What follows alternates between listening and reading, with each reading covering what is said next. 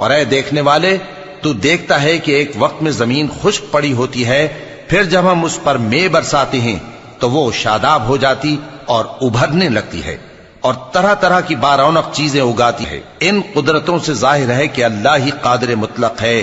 جو برحق ہے، اور یہ کہ وہ مردوں کو زندہ کر دیتا ہے، اور یہ کہ وہ ہر چیز پر قدرت رکھتا ہے، اور یہ کہ قیامت آنے والی ہے اس میں کچھ شک نہیں، اور یہ کہ اللہ سب لوگوں کو جو قبروں میں ہیں جلا اٹھائے گا، اور لوگوں میں کوئی ایسا بھی ہے جو اللہ کی شان میں بغیر علم کے اور بغیر ہدایت کے اور بغیر کتاب روشن کے جھگڑتا ہے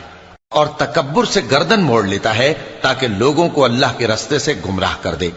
اس کے لیے دنیا میں ذلت ہے، اور قیامت کے دن ہم اسے عذاب آتش سوزاں کا مزہ چکھائیں گے۔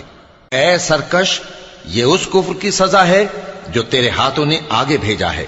اور اللہ اپنے بندوں پر ظلم کرنے والا نہیں۔ اور لوگوں میں بعض ایسا بھی ہے جو کنارے پر کھڑا ہو کر اللہ کی عبادت کرتا ہے، اگر اس کو کوئی دنیاوی فائدہ پہنچے تو اس کے سبب مطمئن ہو جائے، اور اگر کوئی آفت پڑے تو منہ کے بل لوٹ جائے، یعنی پھر کافر ہو جائے۔ اس نے دنیا میں بھی نقصان اٹھایا اور آخرت میں بھی، یہی تو صاف نقصان ہے۔ یہ اللہ کے سوا ایسی چیز کو پکارتا ہے جو نہ اسے نقصان پہنچائے اور نہ فائدہ دے سکے، یہی تو پرلے درجے کی گمراہی ہے۔ بلکہ ایسے شخص کو پکارتا ہے جس کا نقصان فائدے سے زیادہ قریب ہے۔